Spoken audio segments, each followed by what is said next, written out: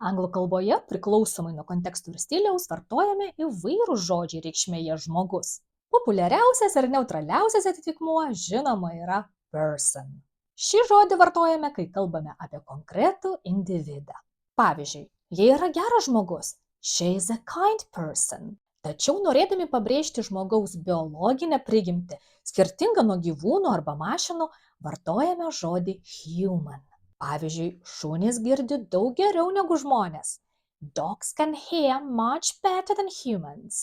Siekiant emociškai pabrėžti žmogiškumą, vietoj human neretai sakoma human being, kas pažodžiui išvertus reiškia žmogaus būtybė.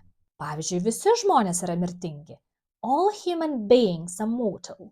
Formalesnėje kalboje, tarkime teisės, politikos arba sociologijos kontekste, atskira asmenybė vadinama terminu individual. Pavyzdžiui, kiekvienas asmuo turi teisę į privatumą.